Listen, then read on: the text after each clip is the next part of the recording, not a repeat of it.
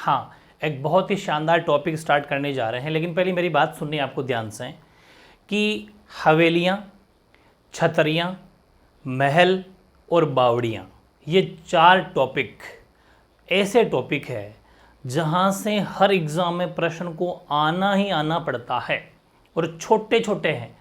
चारों से 4 प्रश्न तो पक्के हैं, किस्मत की बात है 5 भी आ जाए 6 भी आ जाए।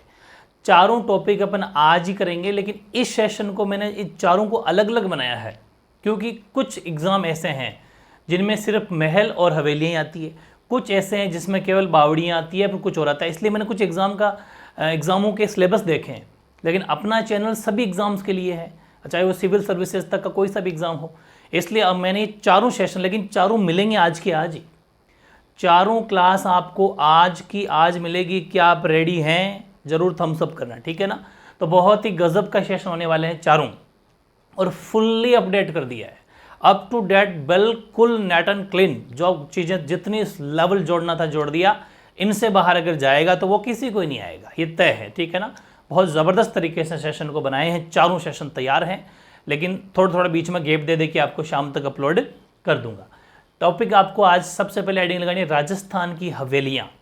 राजस्थान की हवेलियाँ, आप सुना होगा, राजस्थान की हवेलियाँ बहुत फेमस है, बहुत प्रसिद्ध है।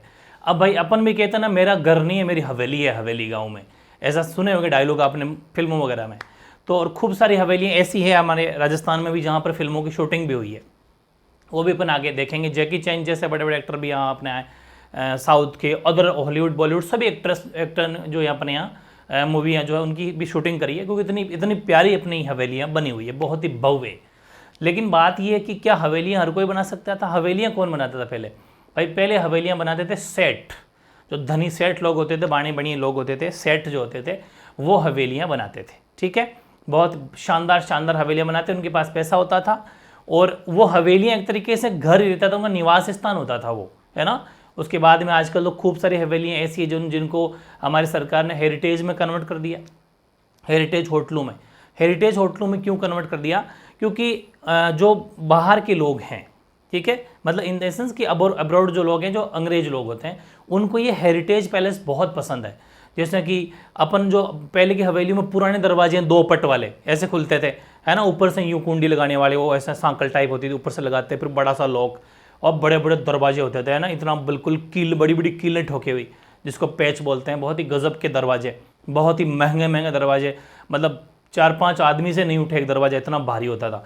वो दरवाजे इन हवेलियों में लगे हुए हैं, शानदार, और बहुत ही गजब गजब का कलर वगैरह किया हुआ, पुराने डिज़ाइन में है, डिफरेंट डिफरेंट तरह की कलाकृतियाँ की गई है। तो उनको सरकार ने हेरिटेज में भी कन्वर्ट कर दिया। तो हेरिटेज में कन्वर्ट करने से क्या होगा कि उसको अट्रैक्ट करते हैं, उनको हम अपने टूरिस्ट को, पर्यटकों को, तो खूब लोग जो वहाँ पर ठहरते भी है, मतलब वो होटल ही है ठहरने के लिए, लेकिन बस वो एक हेरिटेज बन गया। हालांकि आजकल की जो होटलें होती है वो उनसे काफ़ी बेहतर है सुख सुविधाओं में, लेकिन जो हेरिटेज है, जो पुरानी कलाकृतियाँ, वो तो वही है, ठीक है। इस सब हम बात करेंगे। तो आपको हेडिंग लगानी राजस्थान की हवेलियाँ। बेसिकली राजस्थान की हवेलियों का भी ऐसा तो नहीं कि जन्म से ही बनी हुई थी, नहीं, इनका भी डेवलपमेंट या विकास हुआ था वो 17वीं 18वीं सदी में। देखो हर एग्जाम में छोटे बड़े क्वेश्चन आने लगे हैं आजकल, इसलिए हर छोटी से छोटी चीज़ को मैंने लिखा है। 17वीं 18वीं सदी प्रश्न आ जाए कि राजस्थान की हवेलियों का निर्माण काल कब माना जाता है, तो 17वीं 18वीं सेंचुरी जो है, 18 सेंचुरी जो, वहाँ पर वो डेवलपमेंट सबसे ज़्यादा, उस टाइम पर हवेलियाँ ज़्यादा बनी। तो लगभग अपन अभी जब कुछ के टाइम पीरियड भी देखेंगे तो इसी ईयर में आपको नजर आएगा। तो 17वीं 18वीं सदी में राजस्थान में हवेलियों का डेवलपमेंट हुआ, विकास हुआ। इंपॉर्टेंस, योगदान किस किस का है हवेलियां बनाने में? तो जो सेठ साहूकार लोग होते थे, पैसा उन्हीं के पास होता था, तो उनका जो योगदान है यहाँ पर हवेली निर्माण में। राजस्थान में हवेली निर्माण के स्थापत्य कला अगर हम देखें तो वैसे तो देखो भारतीय वास्तुकला का ही इसके ऊपर असर रहा है, लेकिन कहीं कहीं पर हमने थोड़ा बहुत अंग्रेजों का, मतलब जो यूरोपियन कंट्री है, यूरोपीय असर भी थोड़ा बहुत देखने को मिलता है, और कहीं कहीं पर थोड़ी बहुत मुगलों की शैली भी हमें कहीं कहीं हवेलियों में देखने को मिलती है, वो भी अपन देखेंगे। बाकी लगभग लगभग भारतीय स्थापत्य कला को ही दिखाया गया है सभी हवेलियों के अंदर, ठीक है, ये वेरी इंपॉर्टेंट बात है। फिर है, सबसे पहले आपको हेडिंग लगानी है। देखो ये मेरी गारंटी है, ट्रिक के साथ मैं याद कराऊंगा, ऐसा सेशन विद ट्रिक कहीं नहीं मिलेगा, ये लिखवा लेना मेरे से, लिखवा लेना भले आप, ठीक है ना, इतनी मेहनत आपके लिए की है। सबसे पहले लगाओ जोधपुर की हवेलियाँ, ठीक है, हेडिंग क्या लगानी है, जोधपुर की हवेलियां, और जोधपुर में कितनी हवेलियां हैं उन सब की ट्रिक बनाई है मैंने। देखो अपन जब मूवमेंट पढ़ते हैं, किसान आंदोलन भी पढ़े थे अपन प्रजामंड आंदोलन पढ़ने वाले हैं, और वहाँ पर बीच बीच में जयनारायण व्यास जी के बारे में पढ़ते रहते हैं। जयनारायण व्यास का संबंध कहाँ से है, जयनारायण व्यास का संबंध जोधपुर से है, और जयनारायण व्यास जो कि जोधपुर से संबंध है, उन्होंने एक पुस्तक लिखी थी पोपाबाई की पोल, पता है ना, मैंने आपको लिखवा भी रखी है, जो मैंने 12 क्लास अपलोड की है मिडाइल हिस्ट्री की। तो पोपाबाई की पोल जो पुस्तक है, जो बुक है, जोधपुर जयनारायण व्यास साहब की है, बस तो अभी याद रखना पोपाबाई, इसका मतलब जोधपुर, क्योंकि ये बुक किसकी है, जयनारायण व्यास जी की। तो ट्रिक भी आपको याद रह जाएगी, पोपाबाई वाली ट्रिक किसकी है, जोधपुर की हवेलियों की है। तो पोपाबाईरा पप्पू लाल, पोपाबाई के क्या जन्मा, पप्पू एकदम लाल चुट, तो पोपाबाईरा पप्पू लाल। अब देखो इस पोस्ट का मतलब है पोकरण हवेली। अब आपके कंफ्यूजन बनेगा कि पोकरण हवेली, तो पोकरण के लोगों ने बनाई, पोकरण के लोगों ने बनाई, पोकरण में से जैसलमेर में है, तो कंफ्यूज मत होना, ये प्रश्न बहुत बार आया हुआ, पोकरण की हवेली है, सबसे पहला ऑप्शन बढ़ते ही जैसलमेर है, आंख मींच के चेप देते हैं। कुछ तो ऐसे हैं जो पढ़े हुए भी उस टाइम प्रेशर की वजह से भी टिक कर देते हैं। तो पोकरण हवेली जोधपुर, दूसरी पास है पाल हवेली, बस है बड़े मियाँ की हवेली, छोटे मियाँ की नहीं, बड़े मियाँ की हवेली, ध्यान रखना। बड़े मियाँ की हवेली कहाँ पर है, जोधपुर में, क्योंकि राजस्थान के मुख्यमंत्री कहाँ से हैं, जोधपुर से। बड़े मियाँ है ना वो, मतलब बड़े लोग, तो बड़े मियाँ की हवेली जोधपुर। राखी हवेली, राखी एक्चुअल में गांव है जोधपुर में, राखी क्या है, राखी जोधपुर में एक गांव है, ठीक है ना, जोधपुर में एक गांव है राखी, तो इसलिए राखी। अच्छा राखी, ये जितनी भी हवेलियां हैं, अगर कहीं कहीं पर जोधपुर ग्रामीण भी लिखा हुआ है तो कोई बात नहीं, ये तो जोधपुर में ही ना, ये ध्यान रखना, जोधपुर से बाहर नहीं है। 25 हवेली, और एक सबसे इंपॉर्टेंट जो है, इस पे का 25 होगी, देखो रा से राखी, पे से 25 और पुष्प से पुष्य हवेली या पुष्प हवेली, ये वेरी इंपॉर्टेंट है। पुष्य या पुष्प हवेली जो है ना, इसके बारे में बहुत ज़्यादा प्रश्न आए हुए हैं। कैसे कि अपन जब कोई भी काम करते हैं तो अपन ग्रह नक्षत्र देखते हैं कि भाई, कहते हैं ना, आप सुना होगा कि पिचक लग गए, पिचकों में काम नहीं होगा भाई, ना ना पिचक लग गए, या फिर ये हो गया तो इस पंद्राड़ी में काम नहीं होगा, ऐसे मतलब लोकल लैंग्वेज के ऊपर अपन ऐसी बातें सुनते हैं अपने घर वालों से, या फिर पहले बुजुर्गों से बातें सुनते हैं। मतलब हर काम एक नक्षत्र देख के किया जाता है, और ये हवेली महल घर तो पक्का है नक्षत्र, टाइम समय पीरियड सब हम देख के मुहूर्त निकलवा के काम करते हैं। तो ये जो पुष्य हवेली है, पुष्य हवेली एक ही नक्षत्र, और उसका नाम भी पुष्य नक्षत्र है, इसलिए इसको पुष्य या पुष्प कहते हैं। मतलब नक्षत्र होते हैं, अलग अलग तरह के नक्षत्र देखते हैं अपन कि भी ये पुष्य नक्षत्र है। अब बताओ कि ये जो हवेली सिर्फ पुष्य नक्षत्र आएगा जब, चाहे वो 6 महीने से आए चाहे 1 साल से आए, वो तो पंडित जी ज़्यादा जानते हैं, तो हर बार जो नक्षत्र आता सिर्फ उसी नक्षत्र में काम होता, बाकी स्टॉप। फिर पुष्य नक्षत्र आता, फिर काम शुरू, फिर स्टॉप। ऐसा मान लो कि जैसे पिचक लग गए तो काम बंद, फिर पिचक लग गए तो काम बंद, साल में 3 बार 2 बार जितनी पिचक लगे काम नहीं चलेगा। लेकिन ये पुष्य हवेली सिर्फ पुष्य नक्षत्र में ही बनेगी। तो बताओ कितना टाइम लगा, इसलिए बहुत टाइम लगा इसको बनाने में, क्योंकि सिर्फ और सिर्फ पुष्य नक्षत्र में। तो विश्व में ये पहला एकमात्र ऐसा भवन है, विश्व का एकमात्र ऐसा भवन है जो एक ही नक्षत्र और उसका नाम भी पुष्य नक्षत्र है, उसमें ही बना है, सिर्फ पुष्य नक्षत्र में बना है। निर्माण करवाया था महाराजा जसवंत सिंह सेकंड, और वो भी खुद नहीं, महाराजा जसवंत सिंह सेकंड के कामदार थे जिनका नाम है रघुनाथ मल जोशी, जिनको भूरजी के नाम से भी जाना जाता है। वेरी इंपॉर्टेंट है, रघुनाथ मल जोशी या भूरजी के द्वारा पुष्य नक्षत्र या पुष्य नक्षत्र वाली हवेली, जिसको अपन पुष्प हवेली या पुष्य हवेली जो जोधपुर में है, उसका निर्माण कराया गया। उनके राजा थे महाराजा जसवंत सिंह द्वितीय, ध्यान रखना, वेरी वेरी इंपॉर्टेंट है। और फिर बच जाता है लाल। लाल मैंने अलग इसलिए लिखा है क्योंकि अब ये फलोदी अलग जिला बन गया, लेकिन अपन याद साथ में ही करेंगे, क्योंकि अकेली सिर्फ फलोदी में एक ही हवेली, फिर बार बार कहाँ जाएंगे अपन याद करने के लिए, इसलिए ट्रिक को इसी में रख लिया पप्पू लाल। लाल का मतलब है, आप समझ जाना कि लालचंद डड्डा की हवेली ये फलोदी में है, फलोदी खुद जिला बन गया अब, इसलिए अपन ने जोधपुर नहीं लिखा, वो फलोदी है। तो लेकिन है बात एक ही है, जोधपुर से टूटा है, तो ध्यान रखें लालचंद डड्डा की हवेली फलोदी, लेकिन ट्रिक एक में ही काम हो जाएगा, ठीक है। तो ये थी भाई जोधपुर की हवेली, एक बार फिर रिविजन कर लो। पोपाबाईरा पप्पू लाल, पोकरण की हवेली, पाल हवेली, बड़े मियाँ की हवेली, राखी हवेली, 25 हवेली, पुष्प या पुष्य हवेली, और लालचंद डड्डा की हवेली जो फलौदी में है, ये पूरी 6 की 6 जोधपुर में है और ये है आपके फलौदी में। ठीक है, नेक्स्ट देखते हैं अपन, थोड़ी सी बातें हैं जोधपुर के बारे में। वैसे तो इंपॉर्टेंट बातें सारी कंप्लीट है, लेकिन कुछ क्वेश्चन क्योंकि मैंने जब लेवल ले लिया है सिविल सर्विसेज का तो अब तो फिर छोड़ेंगे नहीं। खिंचन एक गांव पड़ता है जोधपुर या जोधपुर ग्रामीण, एक ही बात है, जोधपुर में। वहां पर लाल पत्थरों से निर्मित है गोलेछा और टाटिया, ये फैमिलियां हैं, सरनेम है गोलेछा या गोलेछा टाटिया। इनके परिवारों की हवेलियां प्रसिद्ध है। तो मतलब इनकी हवेलियां में जैसा होता नहीं क्या, अपने कुछ बड़े लोग होते हैं, कुछ पैसे वाले लोग होते हैं, वो भी एक हवेली जैसा घर बनाते हैं, तो छोटा मोटा नाम उनका भी कहीं ना कहीं आ जाता है।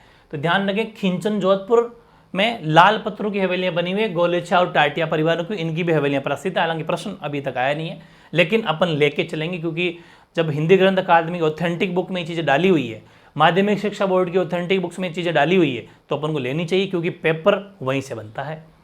एक आलोक या हवेली या साधु संतों की हवेली बोलते हैं उसके, क्योंकि राजा महाराजा क्या करते थे, जो भी साधु संत हुआ करते थे उनको एक गिफ्ट के तौर पे, क्योंकि साधु संतों का पड़ोस ये अच्छा मानते थे कि भाई इनके लोगों में ये, इनसे कुछ राय मशवरा भी किया जा सकता है, अच्छे विचार लिए जा सकते हैं, उनको पास में रखते थे लोग, इनको बहुत सम्मानजनक पोस्ट होती थी, साधु संत पंडित इन सब का। तो राजा महाराजाओं ने के लिए अलग हवेलियाँ बनवा दी, आलोकीय हवेली जिनको साधु संतों की हवेली भी कहते हैं, ये भी जोधपुर में ही है। ठीक है, तो ये कुछ बातें थी, हालांकि यहाँ से प्रश्न कोई नहीं आया, लेकिन कोई पता नहीं जीके का। ठीक है, चलिए नेक्स्ट अपन अगर देखें तो नेक्स्ट है जैसलमेर की हवेली।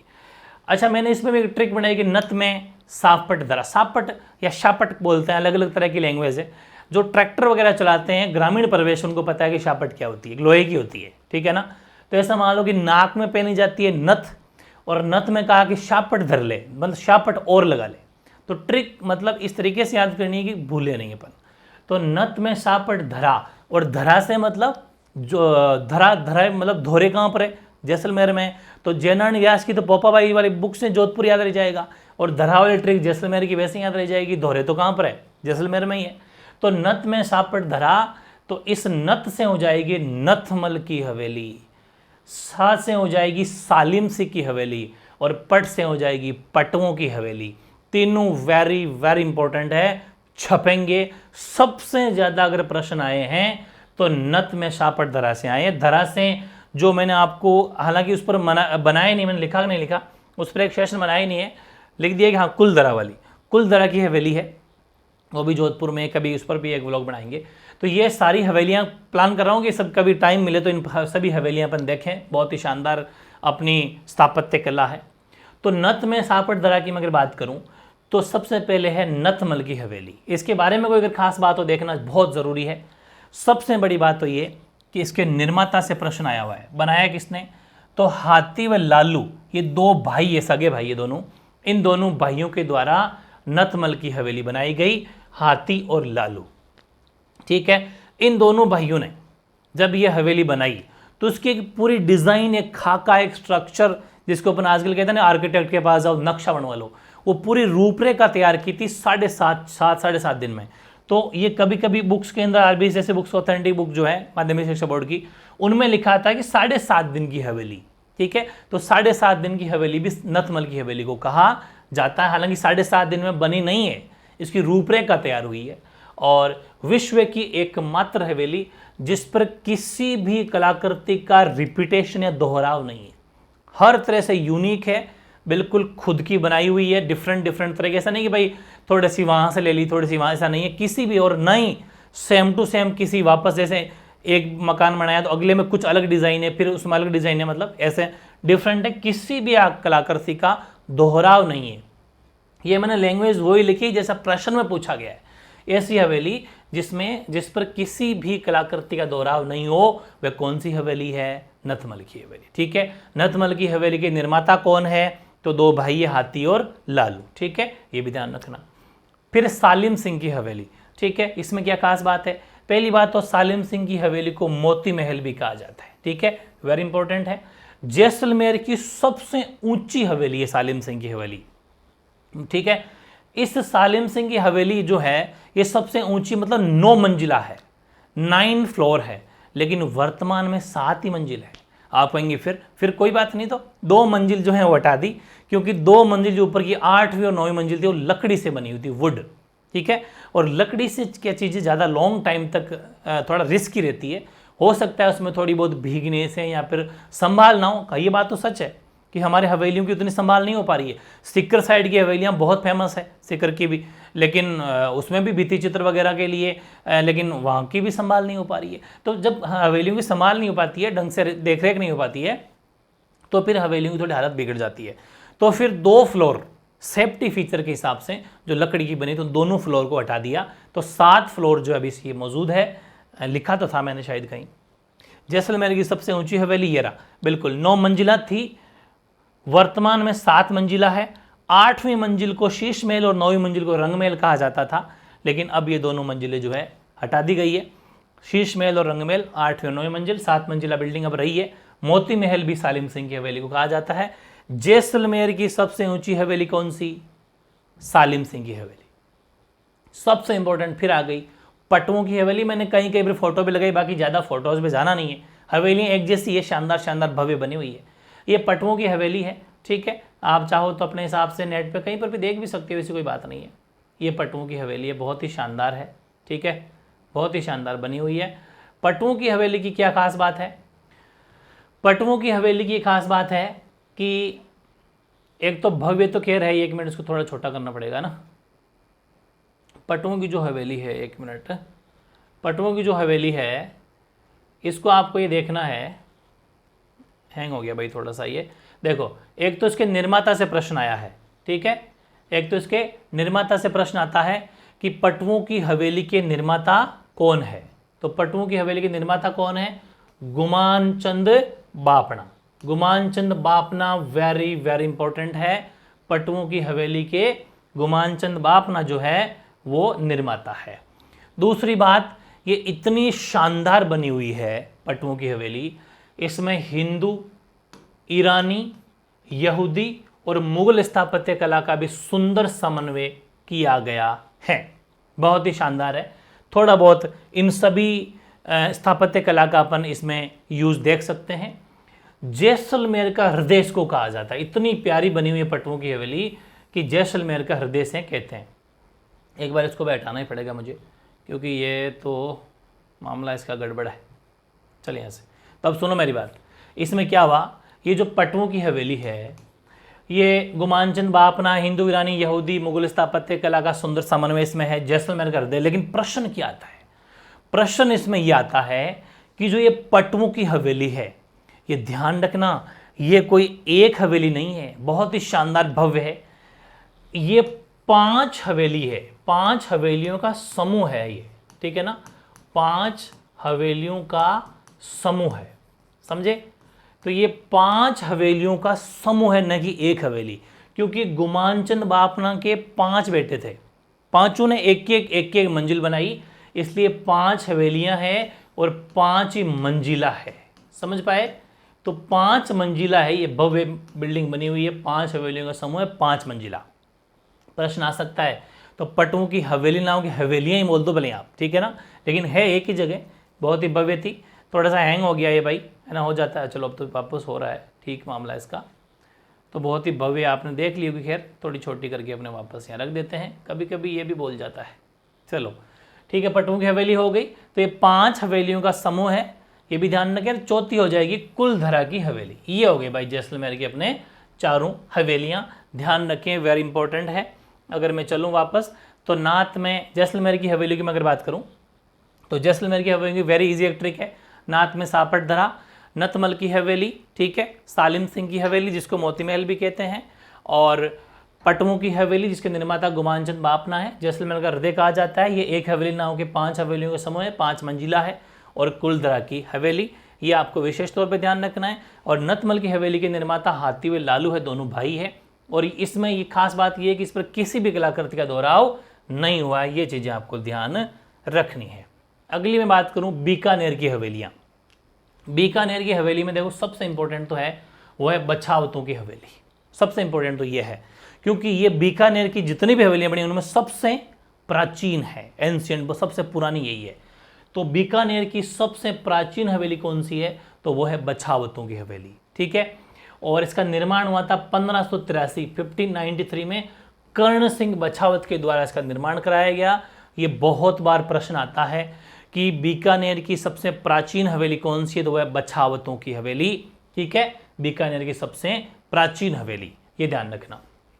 और बीकानेर में इतनी हवेलियां हैं इसलिए हवेलियों का शहर कहते हैं बीकानेर को, कह रहा आगे लिखवा दूंगा।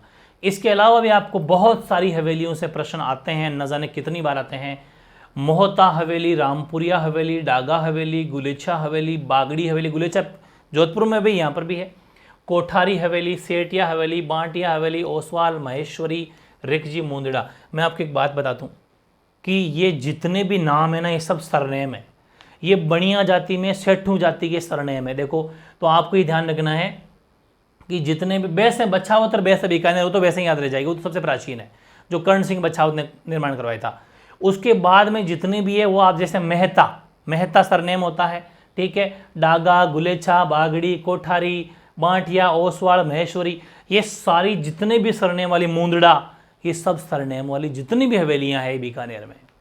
ट्रिक बनाने की जरूरत नहीं है क्योंकि इतनी सारी ट्रिक बहुत बड़ी हो जाएगी, इसलिए आप क्या करना है, सरनेमों वाली याद कर लो कि जितने भी मुंदड़ा, ओसवाल, बागड़ी, बांटिया, महेश्वरी, ये जितने भी कोठारी, ये सब कहाँ पर है, ये बीकानेर की हवेलियां है। ये मैंने कुछ बीकानेर की हवेलियों के बारे में कुछ खास बातें भी लिखी है कि बीकानेर की हवेलियां, पहली बात तो लाल, जैसे जैसलमेर की पीले पत्थरों का प्रयोग ज़्यादा हुआ है, तो बीकानेर की हवेलियां लाल पत्थर से निर्मित है। बीकानेर की हवेलियों की सजावट में मुगल, किशनगढ़ एवं यूरोपीय चित्रशैली का प्रयोग थोड़ा बहुत देखने को मिलता है, मतलब इनका भी कहीं ना कहीं जो है प्रयोग हुआ है। हवेलियों का शहर बीकानेर को ही कहा जाता है, ध्यान रखना, हवेलियों का शहर बीकानेर, ठीक है।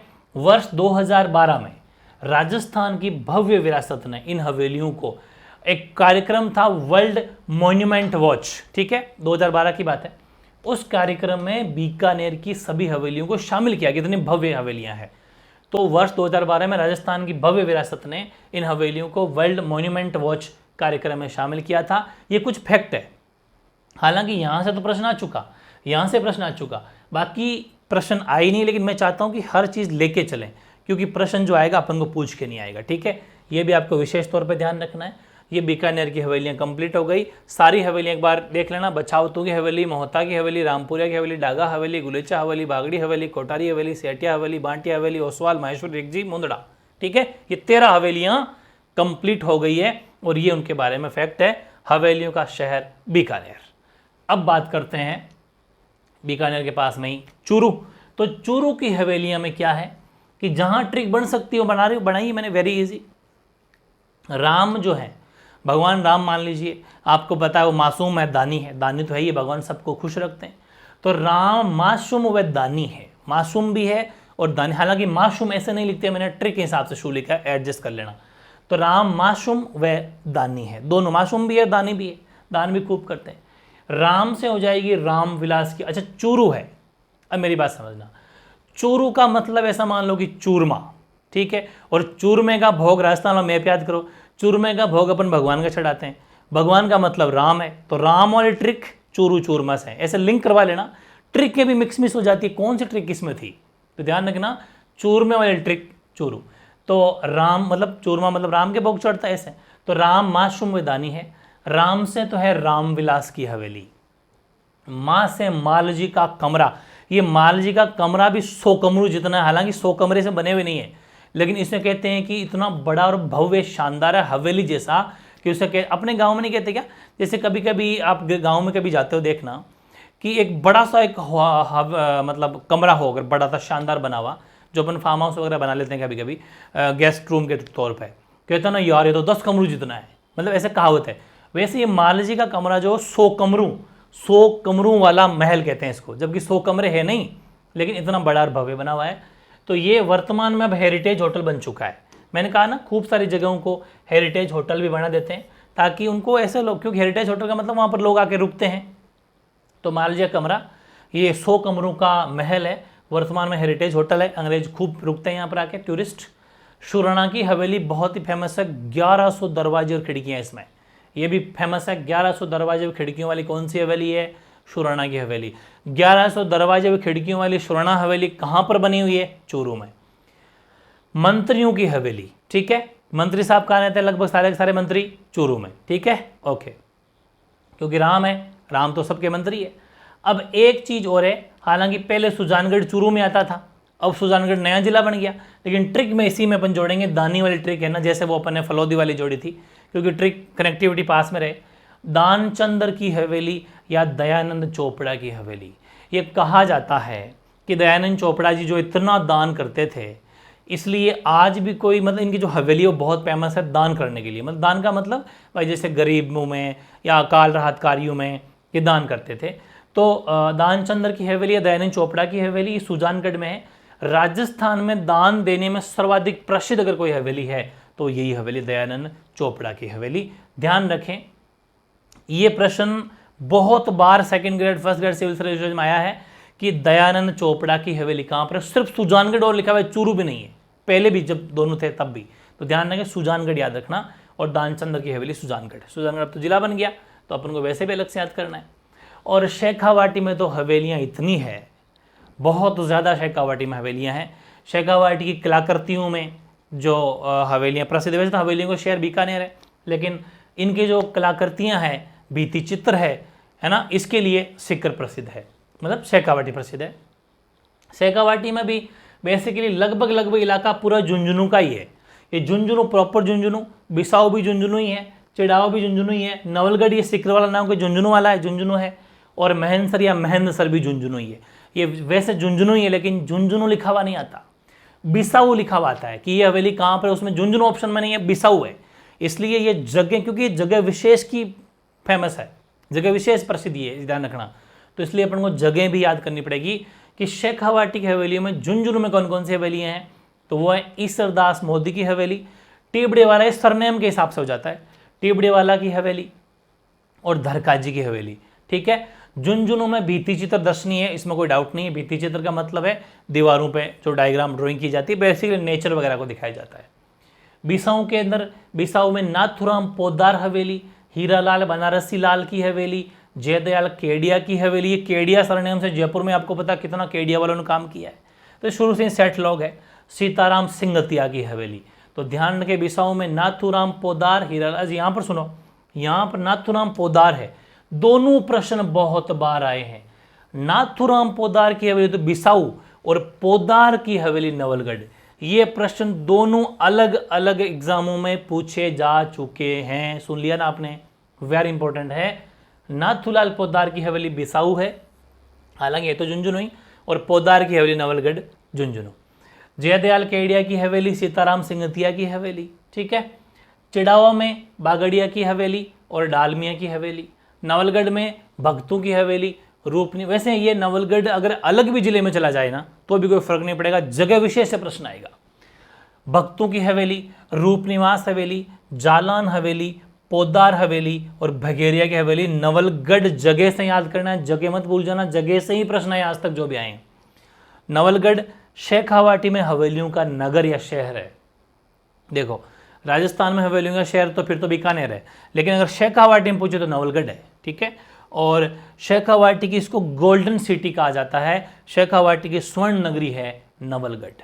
और फिर है महेंद्रसर या महेंद्रसर, इसमें वेरी फेमस सोने चांदी की हवेली, इतनी बार पूछा है, ठीक है। और सोने चांदी को किस में अपन कहते हैं ना, 5 तोला 4 तोला, तो जहाँ पर सोना चांदी है वहीं पर तोला राम जी का कमरा भी है। तो ध्यान रखें, सोने चांदी को तोड़े में तोला जाता है, 5 तोला 10 तोला, ठीक है। तो सोने चांदी की हवेली, तोला राम जी का कमरा, दोनों ही महेंद्रसर या महेंद्रसर में। या फिर ऐसे याद रख लो कि सोना चांदी जो कि तोड़े में होती है उसको ये सब, और जब शादी होती है तो मेहंदी भी लगाते हैं, महेंद्रसर या महेंद्रसर सोना चांदी भी खरीदते हैं, जिसको तोड़े में खरीदते हैं। तो शादी ब्याह वाला मामला जो पूरा है वो महेंद्रसर सोने चांदी वाला, मेहंदी लगाने वाला, तो महेंद्रसर सोने चांदी, तोड़ा राम जी कमरा, दोनों वहीं पर है, ठीक है ना। इस तरीके से आपको याद रखना है। फिर दूसरी बात, चिड़ाव में डा आता है तो बगड़िया में डा आता है, डालमिया में डा आता है, तो ये वैसे याद हो जाएगा डे। मतलब ये तरीके हैं, मैं तो हमेशा ऐसे याद करता हूँ, चार्ट मेरे दिमाग में रहता है, कभी भी एग्जाम में गलत नहीं होता क्वेश्चन, क्योंकि वो फिर वो चीज़ घूमती है। तो हडे हडे हडे, चिड़ाओ में बेड़ा, डाल मियाँ को बेड़ा मान लेना याद करने के हिसाब से, तो ये हो जाएगा। बाकी दोनों ये याद हो गए। नवलगढ़ में और नाथुराम पोदार वाली हवेली ये वेरी फेमस है। नाथुराम पोदार तो बिसाऊ में है, ठीक है, और पोदार हवेली नवलगढ़ में है। इनको थोड़ा सा अपने हिसाब से एडजस्ट कर लेना और बाकी अपने हिसाब से ये सारी चीज़ देखते रहना। झुंझुनू में ईश्वरदास मोदी है, टिबड़े वाला है, ठीक है, मोदी टिबड़े वाला मतलब ऊंचे वाला, ये समझ जाना। ये सब बातें वेरी इंपॉर्टेंट है, जो सिलेक्टेड है वो याद रखनी है।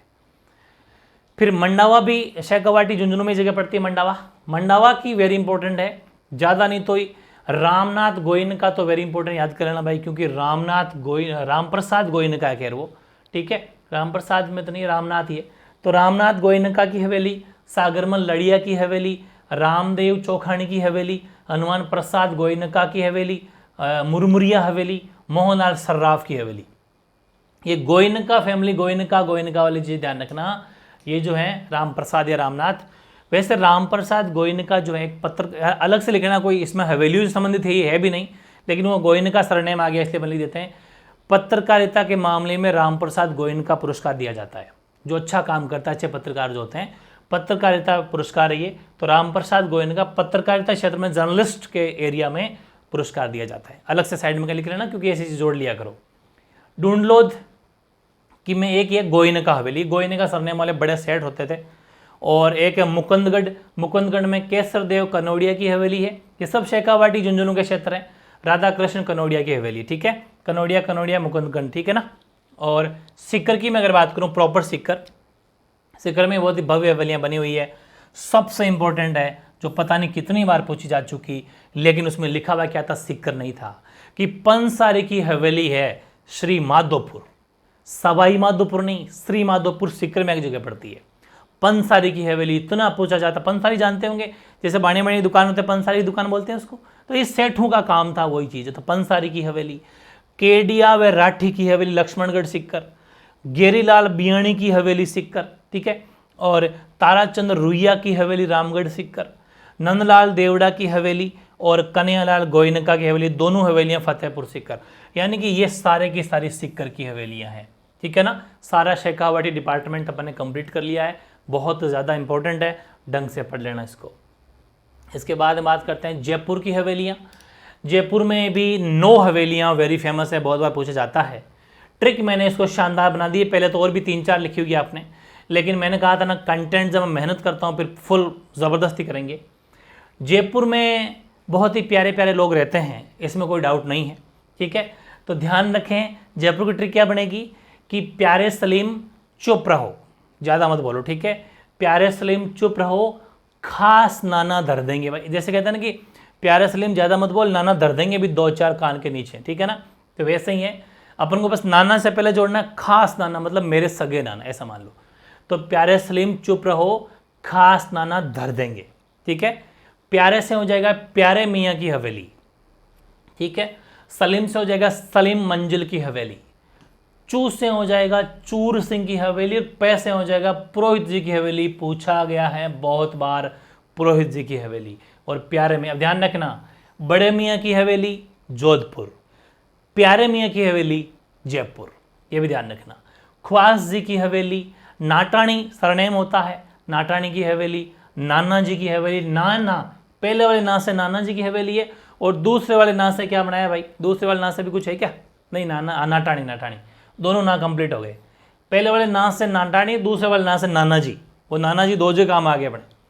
फिर धर से ध ले लिया अपने, धा भाई जी की हवेली, और रे से रत्नाकर पुंडरिक की हवेली, ये भी पूछा गया प्रश्न, ठीक है। तो सारी चीज़ें याद रख लेना कि प्यारे सलीम चुप रहो, खास नाना धर देंगे। तो प्यारे मियाँ की हवेली, सलीम मंजिल की हवेली, चूर सिंह की हवेली, पुरोहित जी की हवेली, ख्वास जी की हवेली, नाटाणियों की हवेली, नाना जी की हवेली, धाबाई जी की हवेली और रत्नाकर पुंडरी की हवेली, ये भाई जयपुर की हवेलियाँ। प्यारे सलीम चुप रहो, खास नाना धर देंगे। कोटा की हवेली, कोटा में आपको पता है, जब मैंने कोटा का इतिहास पढ़ाया था आपको, बहुत ही गजब का सेशन हुआ था आपने वो। कोटा के जालिम सिंह झाला जो हैं, जालिम सिंह झाला राजा थे, बस उन्हीं के द्वारा बनाई गई। तो झाला जी खुद की, झाला की हवेली, अच्छा सुनो, कभी कभी सिर्फ झाला भी आ जाता है, झाला की हवेली, ठीक है ना। तो झाला जी की हवेली या झाला की हवेली कहाँ पर है, कोटा। और बड़े देवता की हवेली या देवता श्रीधर जी की हवेली, बात एक ही रख लेना, देवता वाली, तो देवता श्रीधर जी की हवेली या बड़े देवता की हवेली भी कोटा। जालिम सिंह झाला द्वारा निर्मित है दोनों हवेलियां, और भित्ति चित्रों जिसमें आखेट यानी शिकार को अगर दिखाया गया है, देखो भित्ति चित्र में तो शेखावटी वाली भी है, लेकिन उसमें थोड़े नेचर को दिखाया गया है, पेड़ पौधों को, प्रकृति को। इसमें शिकार करते हुए अगर दिखाया गया तो कोटा में, ठीक है ना, ये भी ध्यान रखना। कोटा के पास झालावाड़, झालावाड़ में वापस सालिम सिंह की हवेली है भाई, ध्यान रखना, इसमें भी ध्यान रखना। सालिम सिंह की हवेली, काले बाबू की हवेली, बाबू कैसा हो गया है, धूप में पक पक के काला हो गया, ठीक है ना, काले बाबू की हवेली। सात खां की हवेली, गुलजार हवेली, दीवान साहब हवेली, पुरोहित जी की हवेली, ये है झालावाड़ की हवेली, ठीक है ना। वैसे देखो याद रख लेना, जैसे सालिम है तो जालिम सिंह झाला, वो तो जालिम, वैसे सालिम झालावाड़, झाला सालिम, ऐसे मतलब बिठा लेना ताकि वो कन्फ्यूजन हो, सालिम सिंह वाला भी मिट जाएगा। काले बाबू, सात खां, गुलजार, दीवान और पुरोहित जी की हवेली झालावाड़ में। उदयपुर में बहुत ही फेमस हवेली है, बहुत ही फेमस है, वेरी इंपॉर्टेंट है, बागोर की हवेली। और बहुत बार प्रश्न यहाँ से पूछा गया है बागोर की हवेली से। पहली बात तो ये कि पिछोला झील के किनारे बनी हुई है, मैंने हालांकि और जब झीलें वगैरह पढ़ाऊंगा तो इसी से कंटेंट जोड़ता रहूँगा। ये पिछोला के मतलब क्या नाम, बागोर की हवेली है, बहुत ही फेमस, बहुत ही प्यारी, बहुत ही भव्य, ठीक है ना, बहुत ही भव्य बनी हुई है। आराम से, कह ये तो आप देख भी सकते हो, इसमें कोई दिक्कत नहीं है। तो ये जो बागोर की हवेली है, इस हवेली में विश्व की सबसे लंबी पगड़ी, कभी अपन इस पर व्लॉग बनाएंगे भाई, बहुत ही बड़ी पगड़ी है, इतनी बड़ी। तो विश्व की सबसे लंबी पगड़ी कहाँ रखी हुई है, बागोर की हवेली उदयपुर में। निर्माता कौन थे, अमरचंद बड़वा। 1751 से 1778 के टाइम पीरियड में अमरचंद बड़वा ने बागोर की हवेली का निर्माण कराया। एक नाम मैंने और लिखा था पहले, आपने वो नोट्स में देखे होंगे जो अपन ने उसकी, वो है गुमानचंद बाफना, ये भी ध्यान रखना, ये भी वेरी फेमस नाम है। इनकी पटुओं की हवेली बाफना वाली है ना, गुमानचंद बाफना में पटुओं की हवेली है। और ये जो अपन ने पढ़ी है, ये है अपने सबसे लंबी पगड़ी वाले अमरचंद बड़वा है, कहाँ ये रहा। तो अमरचंद बड़वा जो है, ये अमरचंद बड़वा है जिन्होंने उदयपुर की बागोर हवेली बनवाई थी पिछोला झील के किनारे 1986 में। 1986 ईस्वी के बाद में 1986 से इस हवेली में पश्चिमी सांस्कृतिक केंद्र, जो मैंने कहा अपन ने पढ़ा था जब वो संस्थान पढ़े थे, मैंने कहा था ना बहुत इंपॉर्टेंट सेशन है।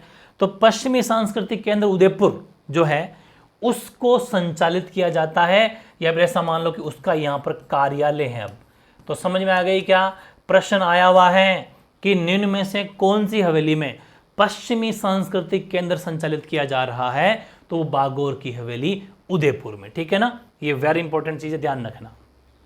फिर एक आदि और है, अजमेर की हवेली। अजमेर में एक ही हवेली है, बादशाह की हवेली, ठीक है, जो अपने पुरातत्व विभाग, आर्कियोलॉजी डिपार्टमेंट जो होता है उसके द्वारा बनवाई गई थी। और टोंक की हवेली सुनहरी कोठी, ये टोंक की हवेली है। ये था भाई सेशन, कैसा लगा जरूर कमेंट करना। अभी एक सेशन और आएगा, शाम तक चारों कंप्लीट करने हैं अपन को। कौन कौन से टॉपिक फिर सुन लो। अभी अपन ने पढ़ा हवेलियाँ, फिर पढ़ लेंगे बावड़ियाँ, फिर छतरियाँ, और उसके बाद में जो चौथा टॉपिक महल, या फिर कोई पहले आ जाएगा। ये चारों टॉपिक अपन को कंप्लीट करने हैं आज की आज। क्या आप रेडी हैं क्या? Yes ready. अगर आपका रिस्पॉन्स शानदार लगा तो चारों ही सेशन आज के आज कंप्लीट कर दूंगा। 4 क्वेश्चन कोई बदल नहीं सकता किसी भी एग्जाम में, पक्के हैं चारों प्रश्न। इनसे तो प्रश्न आते ही आते हैं, क्योंकि ये असली कल्चर है, ये असली हमारी स्थापत्य कला है, ठीक है ना। तो ध्यान रखें। कैसा लगा सेशन जरूर कमेंट करना, और मिलते हैं फिर एक नए सेशन के साथ में, ठीक है। ओके।